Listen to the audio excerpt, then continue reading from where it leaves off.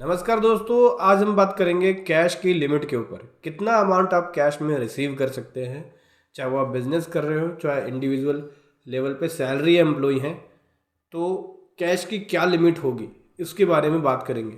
नए act income tax act 2025 के अंदर कौन सा सेक्शन है जो कैश के बारे में बोलता है, उसके साथ ही एग्जाम्पल के थ्रू बताऊँगा कि लिमिट क्या होगी और कैसे अलग अलग सिनेरियो में ये लिमिट अप्लाई होगी।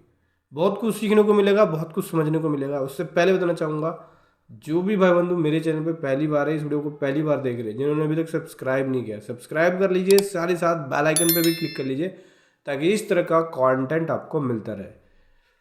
दोस्तों, इनकम टैक्स एक्ट 2025 के अंदर जो नया सेक्शन है, सेक्शन 186, वो देख सकते हो। सेक्शन 186 के अंदर कैश की लिमिट के बारे में बोलता है कि कितना अमाउंट आप रिसीव कर सकते हो। तो ये जो सेक्शन है, सेक्शन की जो एज इट इज़ लैंग्वेज है, जो लॉ की लैंग्वेज है, उस लैंग्वेज में पहले समझते हैं, फिर उसके बाद एक सिंपल लैंग्वेज में मैं आपको बताऊंगा। तो लॉ की लैंग्वेज में बोलता है कि कोई भी पर्सन अमाउंट रिसीव नहीं कर सकता 2 लाख या 2 लाख से ज़्यादा।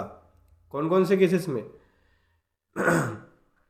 एक दिन में एक पर्सन से, ठीक है, एक सिंगल ट्रांजैक्शन से, या कोई भी एक सिंगल इवेंट ओकेशन या सिंगल ट्रांजैक्शन से रिलेटेड 2 लाख रुपए से ज़्यादा रिसीव नहीं कर सकते। इसको मैं आगे आपको एग्जांपल के थ्रू बताऊंगा, ठीक है।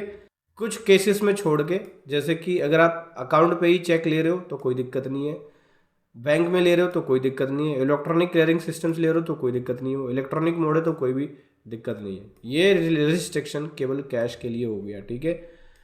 किसी कैश के अलावा किसी भी मोड से ले रहे हो तो कोई प्रॉब्लम नहीं है, लेकिन अगर आप कैश में ले रहे हो तो ये लिमिट 2 लाख रुपए की लगेगी। और ये लिमिट किस पे अप्लाई नहीं होगा? कोई रिसिप्ट गवर्नमेंट के द्वारा की जा रही है, बैंकिंग कंपनी के द्वारा की जा रही है, पोस्ट ऑफिस सेविंग बैंक के द्वारा की जा रही है, कोऑपरेटिव बैंक के द्वारा की जा रही है, तो ये लिमिट उनके ऊपर भी अप्लाई नहीं होगी। और जो ट्रांजैक्शन रेफर है सेक्शन 185 में, उस पर भी अप्लाई नहीं होगी। और गवर्नमेंट, सेंट्रल गवर्नमेंट द्वारा कोई भी अदर पर्सन या क्लास ऑफ पर्सन जो नोटिफाइड किया जाएगा, उनके ऊपर भी ये लिमिट अप्लाई नहीं होगी। ये तो थी लॉ की लैंग्वेज। अब समझते हैं साधारण लैंग्वेज में। ये रिस्ट्रिक्शन है कैश रिसिप्ट के ऊपर, समझना। सेक्शन 186 जो रिस्ट्रिक्शन लगाता है कैश रिसिप्ट के ऊपर कि कितना अमाउंट आप कैश में रिसीव करेंगे, सेक्शन 186 बोलता है।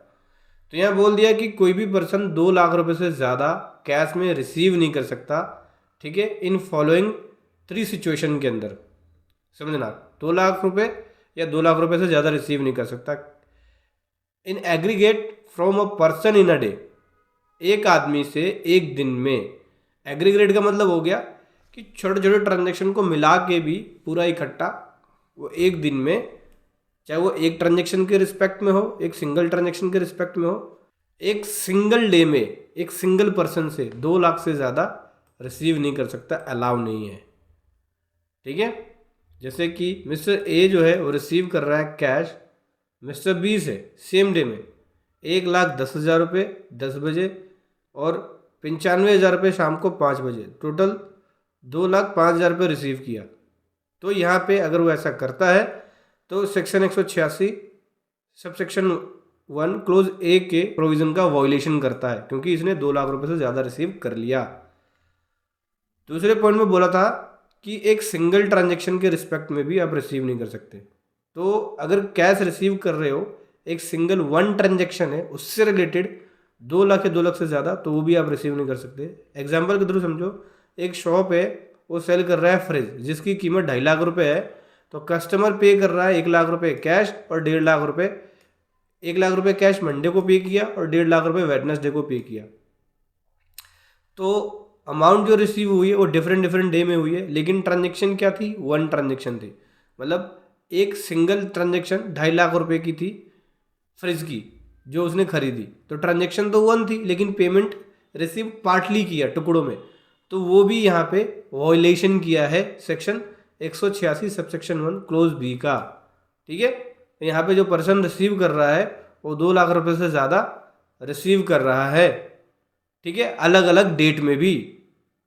एक सिंगल ट्रांजैक्शन के रिस्पेक्ट में, तो भी ये सेक्शन 186 के प्रोविज़न का वायोलेशन करता है। सी वाले पॉइंट में बोलता है कि in respect of transaction related to one event और one occasion from a person, एक आदमी से एक इवेंट एक ओकेशन के रिस्पेक्ट में भी रिसीव नहीं कर सकते 2 लाख या 2 लाख से ज़्यादा। एग्जाम्पल से समझो कि एक वेडिंग प्लानर है, वो रिसीव कर रहा है 1,20,000 रुपये एडवांस और 90,000 रुपये फाइनल पेमेंट, ये दोनों ही कैश में रिसीव कर रहा है। तो पहले 1,20,000 रिसीव किया उसने एडवांस, फिर 90 रिसीव किया फाइनल पेमेंट, तो टोटल उसने कितना किया 2,10,000 रुपये अपने सेम क्लाइंट से वन वेडिंग इवेंट में। तो उसने भी यहाँ पे वॉयलेशन किया सेक्शन 186 सबसेक्शन 1 क्लोज सी का, क्योंकि जो वेडिंग प्लानर था उसको पूरा अमाउंट कैश में रिसीव नहीं करना था, पार्टली कैश में रिसीव करता। जैसे 90,000 रुपये कैश में रिसीव कर लिया, 1,20,000 बैंक से रिसीव करता।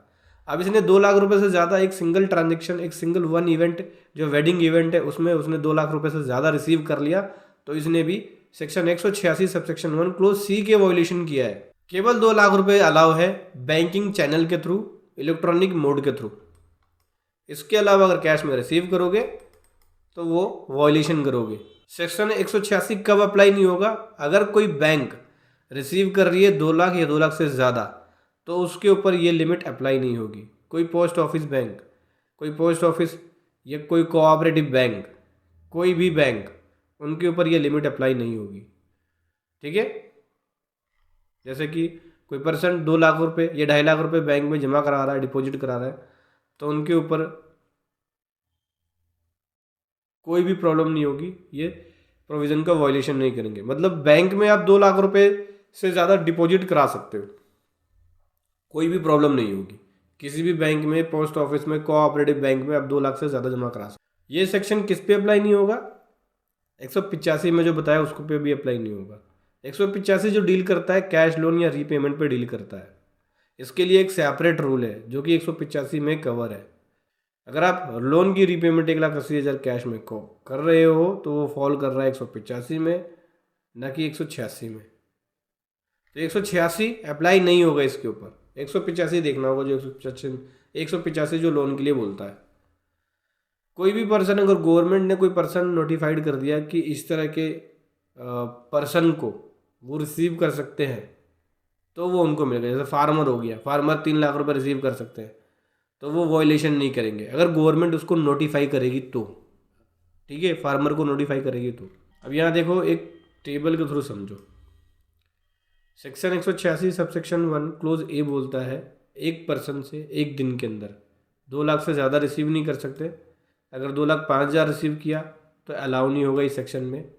सेक्शन 186 सबसेक्शन 1 क्लोज बी बोलता है एक सिंगल ट्रांजेक्शन में, ये भी 2 लाख से ज़्यादा रिसीव नहीं कर सकते। मान लीजिए फ्रिज सेल करी 2.5 लाख रुपए की और 2.5 लाख रुपए रिसीव कर रहे हो, लेकिन फ्रिज जो सेल करी एक सिंगल ट्रांजेक्शन है, 2.5 लाख रुपए पार्टली रिसीव कर रहे हो, वो भी अलाउ नहीं होगा। एक इवेंट या एक ओकेशन में आप रिसीव कर रहे हो सेक्शन 186 सबसेक्शन 1 क्लोज सी के अकॉर्डिंग।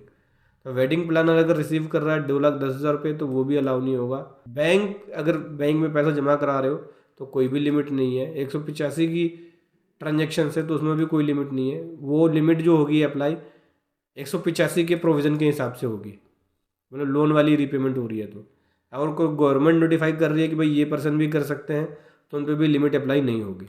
एग्जाम्प्ट कैटेगरी नोटिफाई करेगी जब। तो समझ में आ गया कि सिंपल सी बात है, अगर आप बिज़नेस कर रहे हैं या बिज़नेस नहीं भी कर रहे हैं, नौकरी पेशा कर रहे हैं, तो अगर आप 2 लाख रुपए से ज़्यादा कैश में रिसीव कर रहे हो तो आपको ये प्रोविज़न ध्यान रखना है। नहीं समझ में आए तो वीडियो को आगे पीछे घुमा के आप देख सकते हो। सारे पॉइंट मैंने आपको स्टेप बाय स्टेप बताया है। वीडियो कैसे लगी ज़रूर बताएं। Thank you so much. जय हिंद, वंदे मातरम।